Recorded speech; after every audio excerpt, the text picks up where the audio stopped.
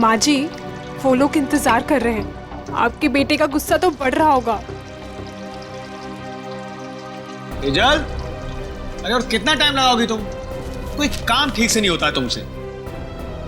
देखिए ना माँ जी, मेरे तो हाथ पांव फूल रहे हैं। तुम घबराओ मत, मैं हूं ना। तेजल, जैन तुम 2 मिनट नहीं रुक सकते? पकड़ा है ना खाना? इसे लेकर जाओ तुम। ठीक है, मैं सब्जी लेकर आती हूँ। लाओ जाओ।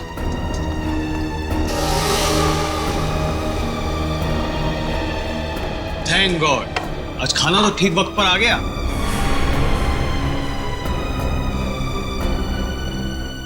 सेजल, तुम ना किसी काम की नहीं। पापा और मैं कब से भूखे बैठे, खाना तक ठीक से नहीं बनता। जैन, क्या हमेशा उससे डांटते रहते हो? सीख जाएगी धीरे धीरे। माँ, आप ही ने ना इसको अपने सर पर चढ़ा कर रखा है। मेरी लाडली बहू, मेरी लाडली बहू।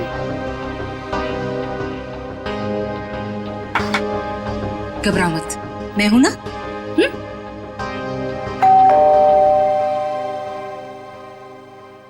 अरे यार, अब ये खाने के वक्त पर कौन आ गया? हाँ सर, ये आपका पार्सल आया है।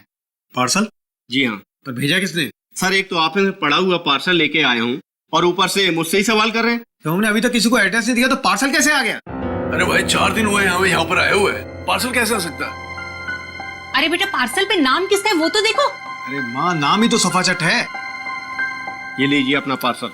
चाहे आप इसे रखिए, चाहे इसे फेंक दीजिए, आपकी मर्जी। और ये लीजिए, यहाँ पर साइन कर दीजिए। पापा, इसके अंदर तो कुछ अजीब सी चीज है।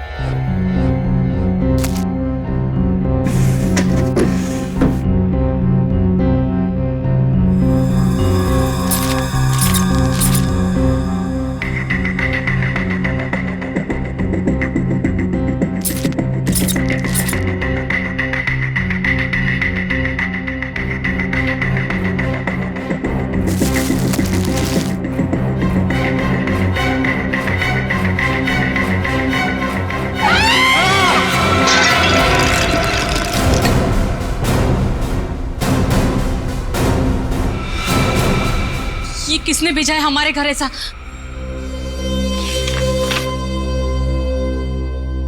चिट्ठी? आपको ये चिट्ठी इसलिए लिख रही हूं कि आपको बता सकूं कि आप कितने बड़े जल्लाद हैं। आपको जला देना चाहिए, गोली मार देनी चाहिए और नरक में सड़ाना चाहिए। जो आप मुझसे करवा रहे हैं वो गलत है। मैंने कर जरूर दिया है और आपको इस चिट्ठी के साथ भेज रही हूं।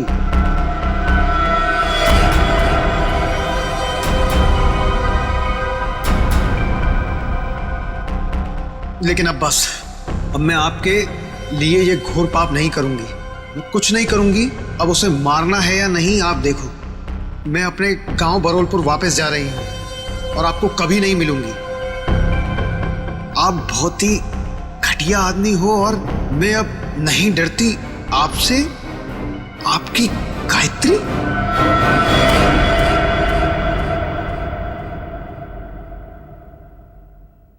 कौन है ये गायत्री? हाँ? देखो सेजल, मेरे ऊपर ये कोई गलत इल्जाम है। मैं नहीं जानता ये गायत्री कौन है। मेरे होते हुए कौन तुम्हारी गायत्री? और ये तोहफा दिया है तुम्हारी गायत्री ने तुम्हें? हाँ?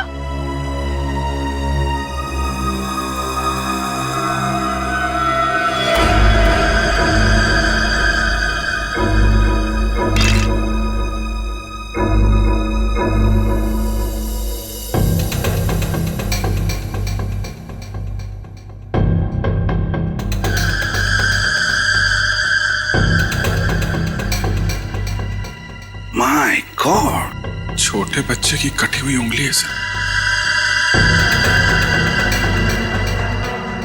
फॉर्मल्डिहाइड में रखी है, लगता है 5-6 दिन पुरानी होगी सर। उंगली काट के भेजा है, मतलब ब्लैकमेलिंग किडनैपिंग का केस लग रहा है सर।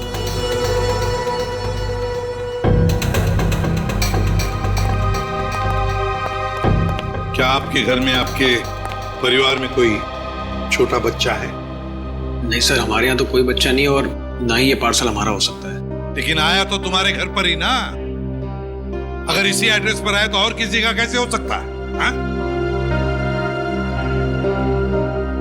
चिट्ठी कहाँ है वो? सब जिसके लिए लिखी गई थी उसके पास ही होगी। अरे यार, क्यों मुझे मरवाने पर तुले हुई हो? सर, चिट्ठी।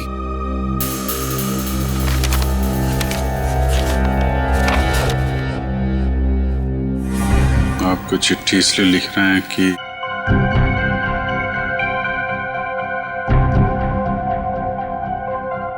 बहुत ठीक घटिया आदमी हो, और मैं नहीं डरती आपसे। आपकी गायत्री। सर, हमें नहीं पता ये चिट्ठी में ये लड़की क्या बात कर रही है, और हम गायत्री को नहीं जानते।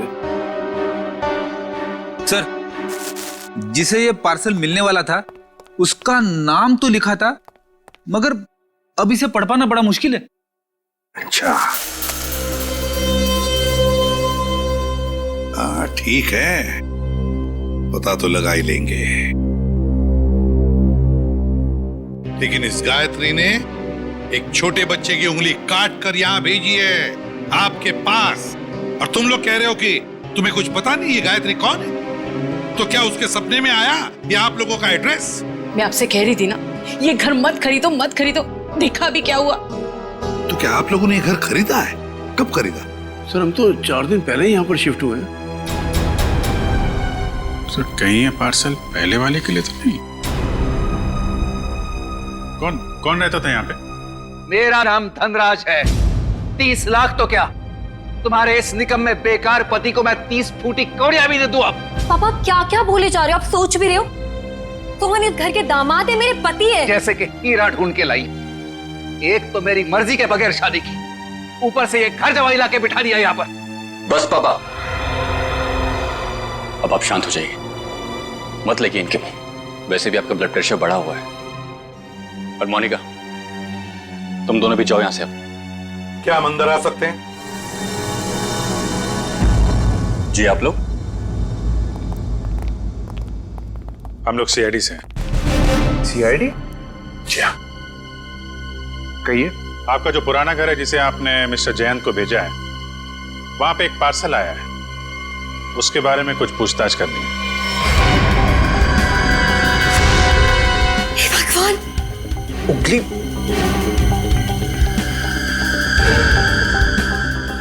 ये तो किसी बच्चे की उंगली है। जी हाँ, और इसके साथ साथ एक चिट्ठी भी है।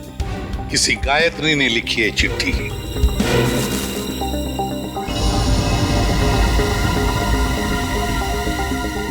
कौन है ये गायत्री? सर, हमारे तो पूरे खानदान में कोई दूर दूर तक गायत्री नहीं है। सर, हमारे परिवार में कोई बच्चा नहीं है जिसकी ये उंगली है। बिना जान पहचान के कोई यूं ही ऐसी चिट्ठी भेज देगा क्या? चल, कोई बात नहीं, हम पता लगा लेंगे कि गायत्री ने चिट्ठी लिखी किसको और ये बच्चा है कौन। यार, कब तक इसका पहरा देते रहेंगे? जब तक बॉस पैसा देता रहेगा तब तक।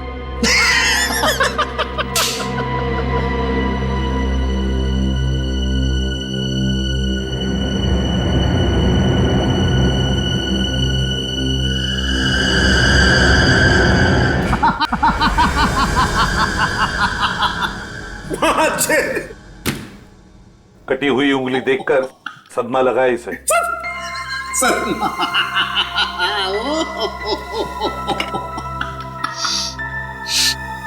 नहीं सर, इसमें कोई लाफिंग गैस नहीं है। Laughing gas? ये देख साउंड के, तुझे हमने सिर्फ इतना बताया कि गायत्री नाम की एक औरत ने एक बच्चे की उंगली काट दी, तो तुझे हंसी के फव्वारे फूट रहे हैं। यार, सिर्फ इतना ही कहा है ना कि ये उंगली शायद 5-6 दिन पहले काटी गई है, क्योंकि सही सलामत है, सड़ना शुरू नहीं हुई है। उंगली तो ठीक है, लेकिन ये फॉर्मेल्डिहाइड का क्या? फॉर्मेल्डिहाइड का क्या? हाँ, क्या? ये देखो, रिपोर्ट पढ़ो फॉर्मेल्डिहाइड की। क्या? फॉर्मेल्डिहाइड सॉल्यूशन 6 साल पुराना है? 6 साल? पंकज, क्या हुआ? लगता है फॉर्मल्डिहाइड पी गया इसे। सर, इसने अभी अभी कटी हुई उंगली का फॉर्मल्डिहाइड सूंघा है। सालूम के साहब ने सूंघा, सालूम के साहब गए। पंकज ने सूंघा, पंकज आया। अब तुम भी सूंघ लो। नहीं सर, मेरी वाइफ ने कहा है हंसना मना है। सालूम के साथ हमें इतना बेवकूफ मत समझिए। ये फॉर्मल्डिहाइड भले 6 साल पुराना हो, मगर इसकी कटी हुई उंगली थोड़ी 6 साल पुरानी होगी। और नहीं तो क्या और नहीं तो क्या? ऐसा नहीं हो सकता कि इस गायत्री के पास 5-6 साल पुराना फॉर्मल्डिहाइड हो जिसमें उसने ये उंगली रख दी। क्यों? अब चुप क्यों हो गए? अरे यार वो क्या जब का फॉर्मल्डिहाइड 6 साल पुराना तो उंगली भी 6 साल पुरानी हो गई। देखो बॉस, वो जो चिट्ठी गायत्री ने भेजी है ना, उस चिट्ठी पर जो स्याही है, मैं उस स्याही के अंदर घुसूंगा और पता चल जाएगा। आओ, ये लो, सालू के साहब अब चींटी बन के दिखाएंगे। कैसे? कुछ पी जाएंगे और क्या, चींटी बन जाएंगे। ओ, अगर चींटी नहीं बनेंगे तो इनके अंदर घुसेंगे कैसे, है ना? चल, ये है क्रोमेटोग्राफ। लाइट वहां से निकलेगी और इस जाली पर पड़ेगी। ये खास किस्म की जाली। यहां पर लाइट का एक स्पेक्ट्रम बनेगा। लाइट हो जाएगी सतरंगी और इस फिल्टर पर पड़ेगी। ये खास किस्म का फिल्टर है जहां से सिर्फ एक खास किस्म की लाइट की रेज ही इस चिट्ठी पर पड़ेगी जो गायत्री ने लिखी, और वो लाइट इस चिट्ठी पर जो स्याही है, उस स्याही के अंदर घुस जाएगी। उस लाइट की वजह से इस स्याही के छोटे छोटे कण अचानक गर्म होना शुरू हो जाएंगे और उन कणों की उछल कूद यहां पर दिखाई देगी। और ये इस कंप्यूटर के साथ जुड़ा हुआ है। दरअसल एक कंप्यूटर हमें पढ़ के बताएगा कि ये स्याही कितनी पुरानी। सालुंकी, तेरा फिजिक्स का लेक्चर पूरा हुआ? हम कहानी शुरू करें? जरूर। ये देखो बॉस, ये लाइट उस जाली पर पड़ी और लाइट का स्पेक्ट्रम, और ये खास किस्म की लाइट घुसी इस चिट्ठी पर।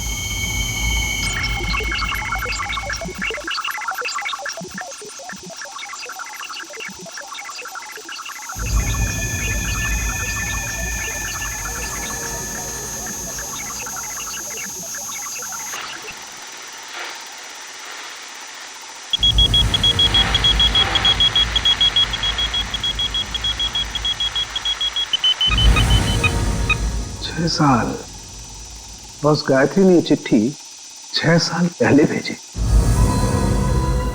गायत्री ने चिट्ठी लिखी 6 साल पहले और चिट्ठी पहुंची अब 6 साल बाद।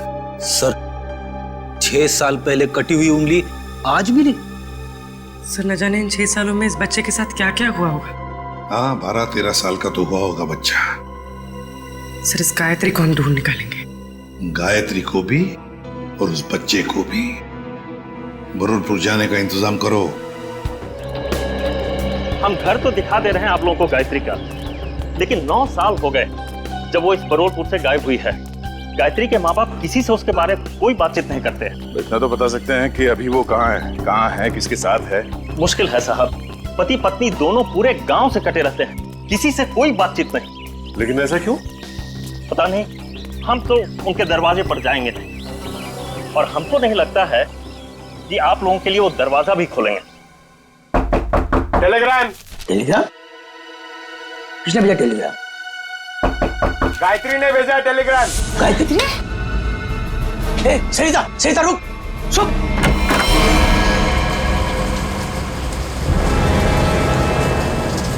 कौन है भैया आप लोग? हम लोग सीआईडी से। सीआईडी से? और आपकी बेटी गायत्री को ढूंढते ढूंढते मुंबई से यहाँ आए। मुंबई से? पर गायत्री तो मुंबई में ही है, वो आपको वहां नहीं मिली? उसके इस चिट्ठी के हिसाब से तो 6 साल पहले आपकी बेटी गायत्री को यहाँ बुरलपुर में 6 साल पहले आना चाहिए था। जब लेटर लिखा था तो आई क्यों नहीं अभी तक?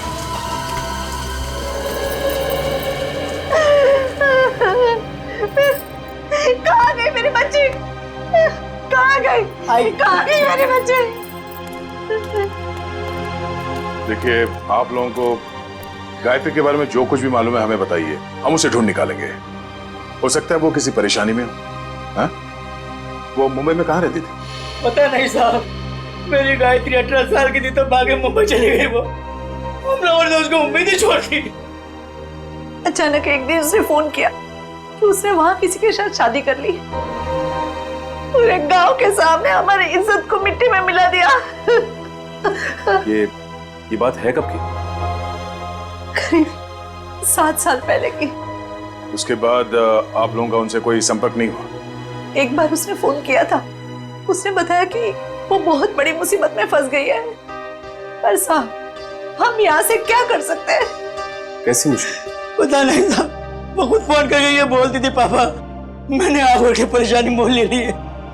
जिसके लिए उसने ये चिट्ठी लिखी थी उसी ने मुसीबत में डाल रखा होगा उसे। किस नंबर से फोन करती थी वो आप लोगों को? किसी दुकान से फोन आता था साहब, फिर अचानक फोन आना ही बंद हो गया मेरी बेटी का। तो आप लोगों ने पता करने की कोशिश नहीं की कि उसने फोन करना बंद क्यों किया? साहब, हमने कई बार वहां फोन किया और एक दिन दुकानदार ने बताया कि वो मैडम अब यहाँ पे नहीं आती, शायद वो मोहल्ला छोड़कर चली गई। तो आपने उसे ढूंढने की कोशिश नहीं की? नहीं मैडम। अच्छा, गायत्री के पति के बारे में कुछ पता है आपको? कोई पता नहीं साहब पति के बारे में। अच्छा, गायत्री का एक बेटा भी था ना? नहीं साहब, उसका कोई बच्चा नहीं था, वरना क्या वो अपनी माँ को नहीं बताती? ठीक है, आप हमें उस दुकान का नंबर दीजिए और गायत्री का फोटो भी हम पता कर लेंगे। ये क्या है तेरे को बच्चे को तैयार करने में इतना समय लगता है? अरे आ रहा हूँ भाई, नए कपड़े पहना रहा हूँ। ठीक है, जल्दी आ। पता नहीं यार ये बॉस को भी क्या हो जाता है, हर महीने में एक नया कपड़ा पहनाकर उसका फोटो खींच के भेजने को कहते हैं। कमाल है। चल ना, ले तैयार हो गया। बेटा क्यों रो रहे तू? ये अंकल ने मुझे मारा। बेटा मत रो, अंकल को हम बाद में खूब मारेंगे। अब स्माइल दे, एक फोटो निकाल लेता हूं तेरा। सर पिछले 15 साल से हम धनराज के पड़ोसी थे। सर हम उसकी रग रग को जानते हैं। सर उसने जरूर कुछ गड़बड़ किया होगा, तभी तो अपना घर वो कोड़ियों के भाव बेचकर भाग गया। तो ये कुमार जी मोहल्ले में पूरी बात बताते समय घबरा रहे थे तो इनको यहाँ ले आए। सर हम मोहल्ले में उनके बारे में कुछ बोल नहीं सकते थे क्योंकि बड़े खतरनाक लोग हैं सर, वो हम सबकी जान भी ले सकते थे।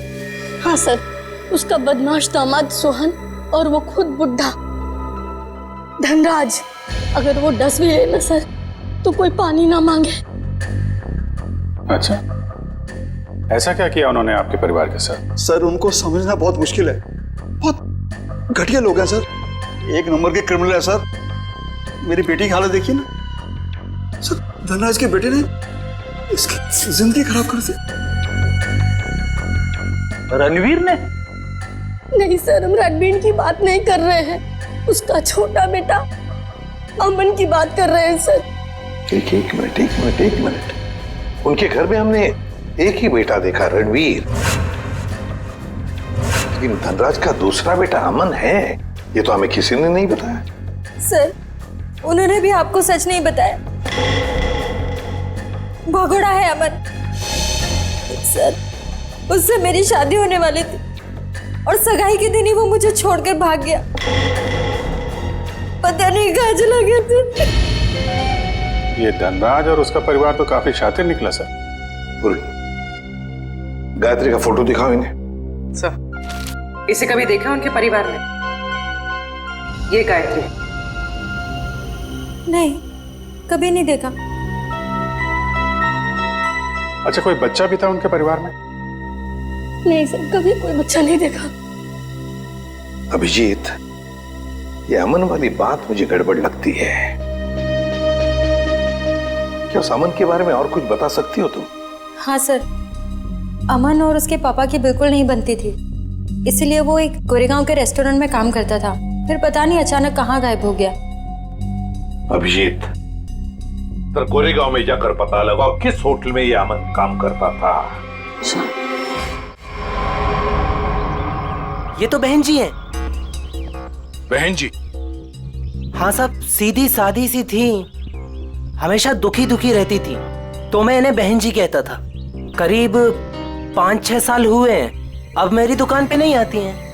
आप बता सकते हैं कि वो इतना दुखी क्यों रहते थे? मैडम मुझे नहीं मालूम, ये तो उनके पति ही बता सकते हैं। आप उनके पति को जानते थे? नहीं साहब, उनके पति को तो कभी देखा नहीं, लेकिन अक्सर हर दूसरे दिन बहन जी मेरी दुकान पर अकेली ही आती थी।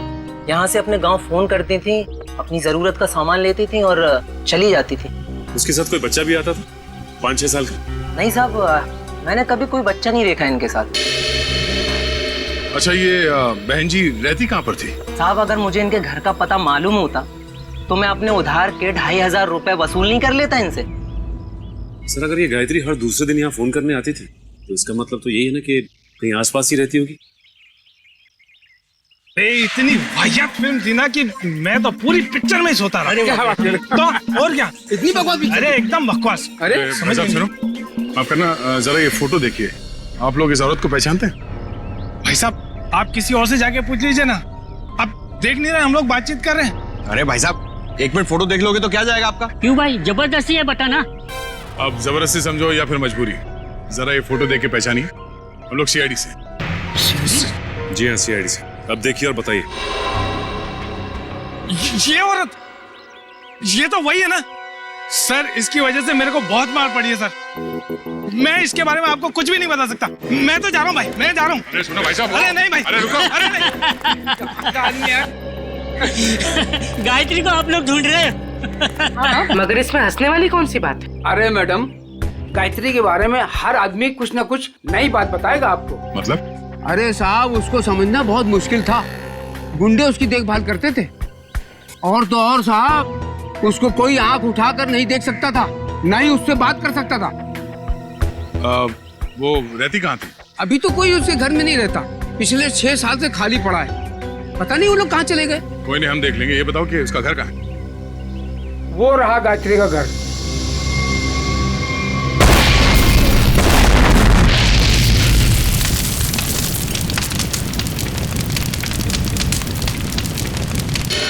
ये तो अमन साहब हैं सर। ये बहुत पहले यहाँ पर मैनेजर होते थे सर, बहुत खड़ूस थे ये, 1 सेकंड चैन से नहीं बैठने देते। अच्छा ठीक है ठीक है। उनके बारे में हमें कुछ और बता सकते हो? हाँ साहब, सुना है कि इनके पिताजी के साथ इनकी बिल्कुल नहीं बनती थी, इसीलिए वो इतने बड़े बाप की औलाद होने के बाद भी यहाँ काम करते। और फिर किसी रईस लड़की से उन्होंने शादी कर ली और फिर शायद वो बेंगलोर चले गए।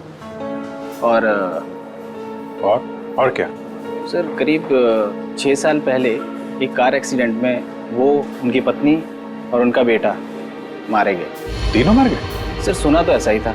उनकी पत्नी का नाम गायत्री था क्या? नहीं सर, गायत्री तो नहीं था, नाम तो कुछ और था सर। पहले याद था पर अब याद नहीं आ रहा। मैं तुमने बताया उनका बेटा भी था? हाँ सर, करीब 5-6 साल का था जब वो एक्सीडेंट हुआ था। Thank you very much. वो उंगली 5-6 साल पहले की कटी हुई है, किसी 5-6 साल के बच्चे की है। और अमन के बेटे का एक्सीडेंट भी 5-6 साल पहले हुआ था, और वो चिट्ठी भी 5-6 साल पहले लिखी है। तो ये बच्चा तो पोता निकला धनराज का। कहीं ऐसा तो नहीं कि ये बच्चा भी जिंदा हो? मुझे भी ऐसे ही लग रहा है। जरा बैंगलोर फोन करो और पुलिस स्टेशन से एक्सीडेंट के सारे रिकॉर्ड मंगवा लो। इस गायत्री का कुछ ना कुछ लेना देना है धनराज परिवार से। और ये धनराज सारी बातें हमसे छिपा क्यों रहा है?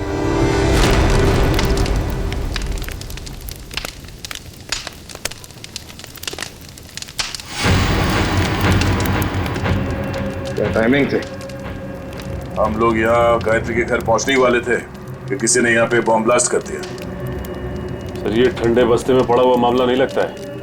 लगता है बच्चा अभी भी जिंदा है और ये मुजरिम हम पे नजर रखे हुए था, इसीलिए उसे पता लग गया कि हम गायत्री के बारे में पूछताछ कर रहे हैं। हाँ, मगर ऐसी क्या चीज थी यहाँ जो मुजरिम चाहता था कि हमारे हाथ न लगे? ये घर सालों से बंद पड़ा है, गायत्री यहाँ पे रहती भी नहीं है, फिर ये धमाका करने की क्या जरूरत थी? जरा देखो आसपास, देखो कोई सुराग मिलता है।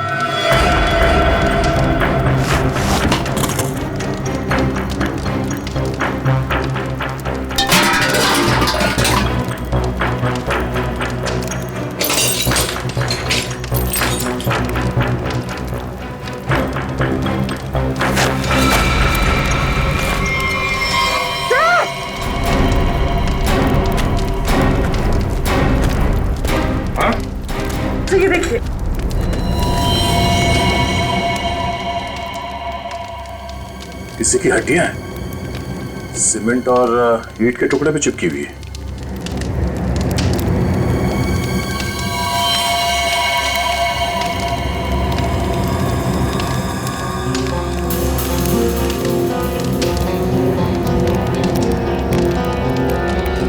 इतनी सारी हड्डियां, लगता है यहाँ पे किसी की लाश को गाड़ दिया गया था और उस कंकाल को नष्ट करने के लिए ब्लास्ट किया गया। तो मतलब मुझे नहीं चाहता था कि कंकाल हमारे हाथ लगे। एक काम करो, ये जितनी भी हड्डियां सब उठा लो और लाश की खोपड़ी भी ढूंढो, यहीं कहीं होनी चाहिए आसपास।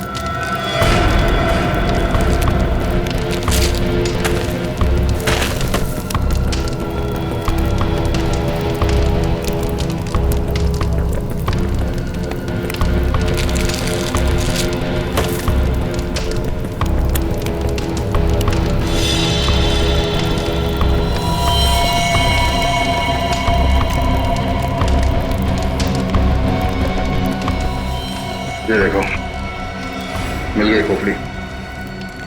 मतलब सर किसी की लाश को यहाँ पे गाड़ा गया था? और ये है कौन? इसके साथ ऐसा क्या हुआ था कि इसके गाड़ने के बाद भी इसकी लाश को जला के नष्ट करने की कोशिश की गई है?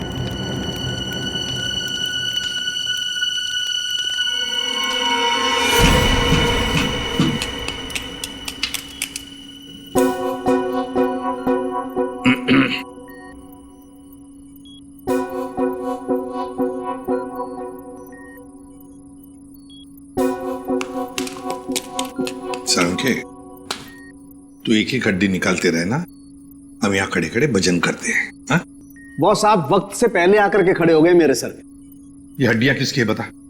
ये हड्डियां एक लड़की की हैं। सर गायत्री के घर में लड़की की हड्डियां? कहीं कहीं हड्डियां गायत्री की तो नहीं?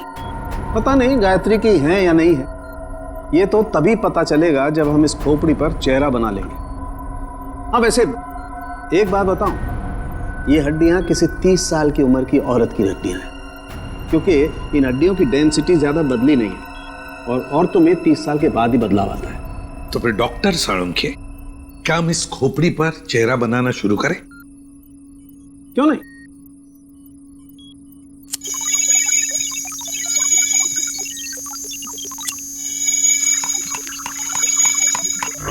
वैसे एक बात बताओ, जिस किसी ने भी गायत्री के घर में ब्लास्ट किया है, उससे बड़ा गधा संसार में कोई और होगा नहीं। वो क्यों? सिंपल सी बात है, अगर वो ब्लास्ट नहीं करता तो ये खोपड़ी बाहर नहीं आती, और अगर ये खोपड़ी बाहर नहीं आती बॉस, तो हम इस खोपड़ी पर चर्चा नहीं कर रहे होते।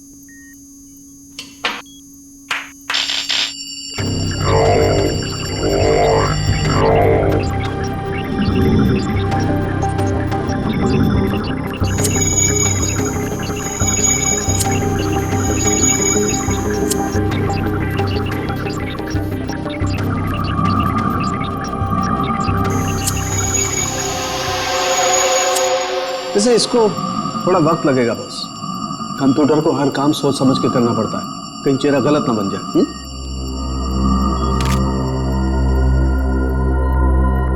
माय गॉड, ये क्या है? ये देखो बॉस, ये तो सोना है, gold.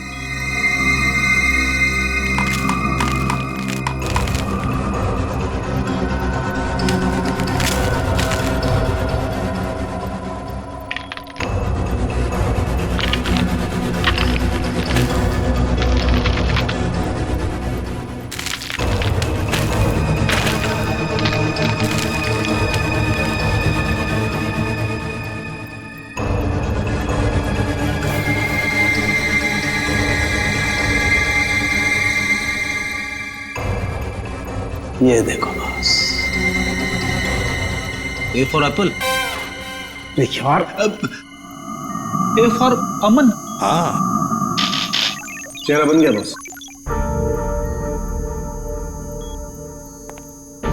Gayatri,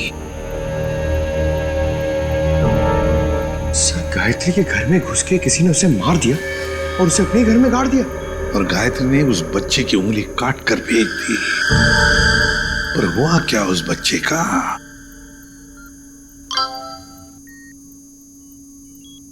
sir Bangalore police ने एक मेल भेजा है। लिखा है कि 6 साल पहले अमन अपनी वाइफ के साथ कहीं जा रहा था, कार पहाड़ से नीचे गिर गई और कार में आग लग गई। हाँ, मगर इस फोटो में बच्चा भी है।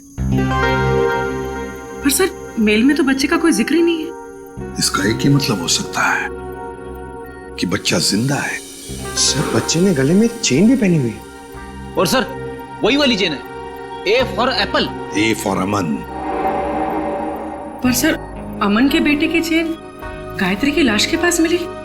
अमन और उसके पत्नी की गाड़ी का एक्सीडेंट हो गया 6 साल पहले। गायत्री ने उनके बच्चे को पकड़ लिया, उसी की उंगली काट कर भेज दी। पर अब तो गायत्री ही नहीं रही,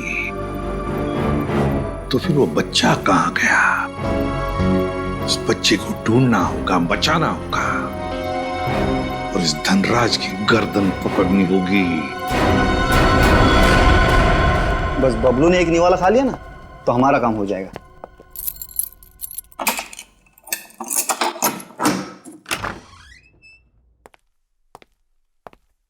बबलू बेटा, ले बेटा खाना खा ले।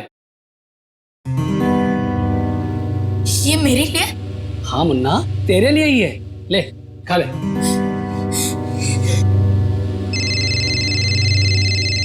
बॉस?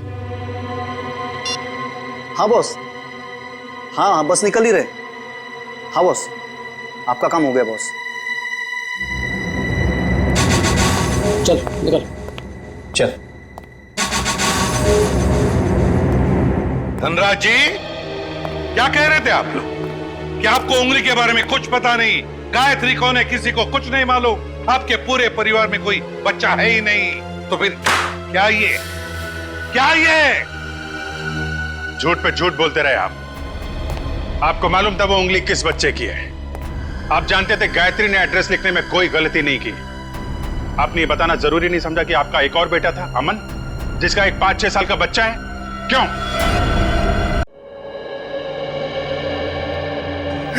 सर, जब मैंने उंगली देखी थी तो मुझे लगा था कि वो शायद पोते की हो सकती है।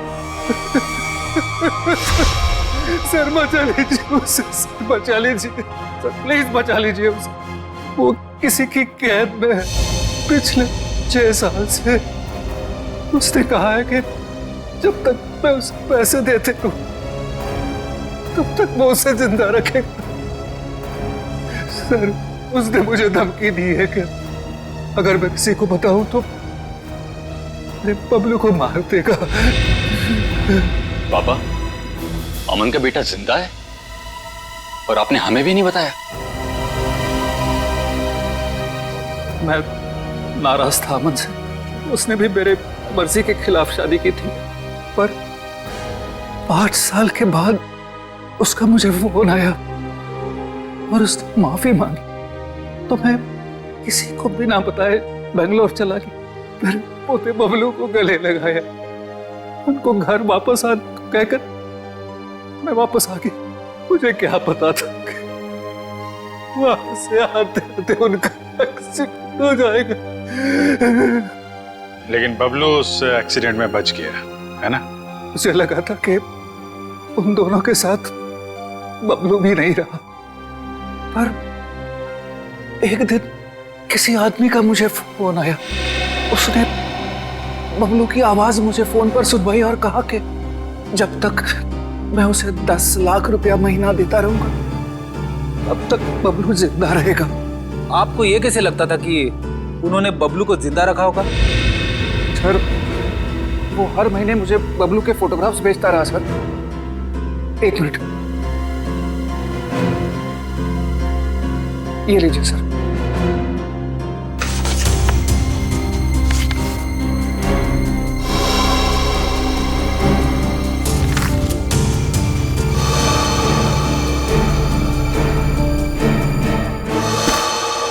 आपने उस किडनैपर का फोन नंबर तो नोट किया होगा ना? नहीं सर, वो हर बार अलग अलग नंबर से फोन करता रहा। अब तक एक भी बार नंबर रिपीट नहीं हुआ सर। धनराज जी, ये किडनैपर तुम्हारे साथ पैसे का खेल खेलता रहेगा, झूठी उम्मीद दिलाता ही रहेगा। लेकिन अब ज्यादा दिन उसका ये खेल हम नहीं चलने देंगे। नहीं चलेगा उसका ये खेल।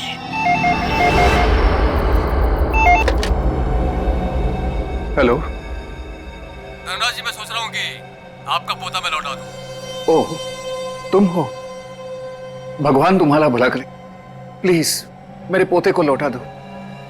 हम भगवान के भरोसे पे नहीं रहते। तुम हमारा भला करोगे और हम तुम्हारा। हाँ हाँ, मैं हमेशा की तरह पैसे लेके आऊंगा। बोलो कहाँ आना है? अभी आता हूँ। नहीं, अभी नहीं, कल सुबह ठीक 7 बजे कल्लू गैरेज, और इस बार 10 करोड़ लेकर आना। 10 करोड़? हाँ, 10 करोड़।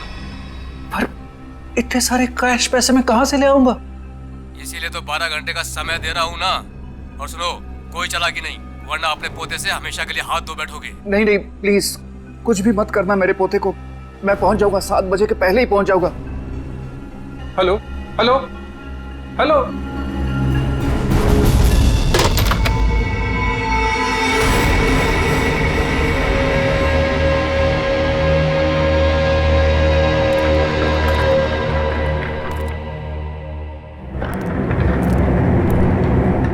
कल्लू गैरेज ही तो बोला था। यहाँ तो कोई नहीं है। हेलो हेलो, कोई है? पापा। रणवीर, रणवीर तुम यहाँ क्यों आए? पापा, मैं आपको किडनैपर से अकेले मिलने कैसे आने देता? रणवीर, तुम्हें पता है उसने कहा था कि मैं अकेला ही यहाँ। अगर उसने तुम्हें देख लिया तो वो बबलू को कुछ भी कर सकता है। रणवीर जाओ, भागो, तुम भागो।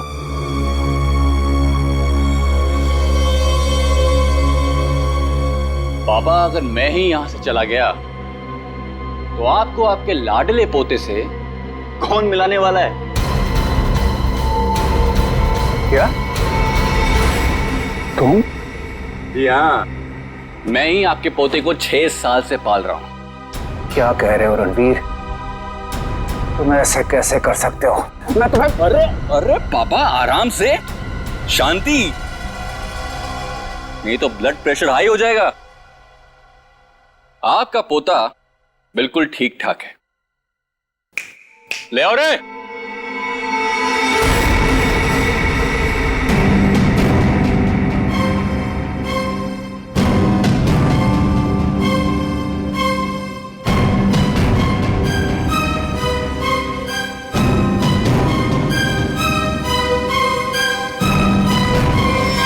बबलू, दादाजी,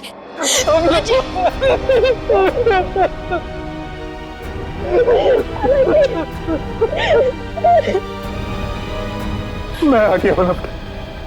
तुम्हें कोई कुछ नहीं करेगा। चलो घर चलते। अरे रुकिए पिताजी, रुकिए। जाते जाते जरा इन कागजात पे साइन करते जाइए, देख लीजिए। वो क्या है ना कि ये सब हो जाने के बाद आप और मैं एक साथ तो रह नहीं सकते, तो आपका घर और फैक्ट्री मेरे नाम कर जाइए और दफा हो जाइए। तो जैसे विश्वासघातकी को तो मैं एक फूटी कौड़ी भी नहीं दूंगा। दोगे पापा, दोगे। जब आप बिना देखे अपने पोते के लिए करोड़ों रुपए दे सकते हो, तो देखने के बाद तो इतना दे ही दोगे। नहीं मिलेगी, एक फूटी कौड़ी भी नहीं मिलेगी। अच्छा, देखते क्या कर रहे हो? सोच लीजिए। दादाजी नहीं। बुढ़े साइन कर, दोबारा मौका नहीं दूंगा।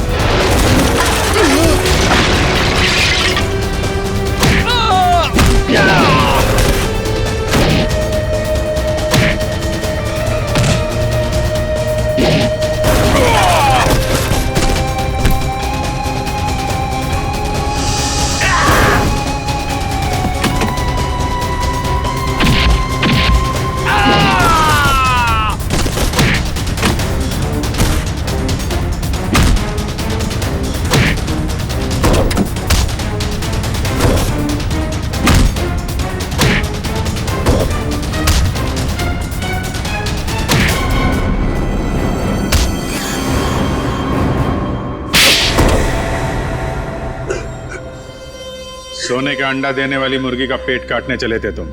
सारे अंडे एक साथ चाहिए थे, हैं? धनराज जी को फोन करके यहाँ बुलाना तुम्हारी सबसे बड़ी गलती थी। गायत्री ने वो चिट्ठी इसी जल्लाद के लिए लिखी थी। इसने शादी की थी उससे। अब बता, क्यों किया तूने ये सब? कोई औलाद नहीं थी इनकी, तभी इन्होंने मुझे गोद लिया था। लेकिन फिर अमन के हो जाने के बाद मैं इन पर बोझ बन के रह गया था।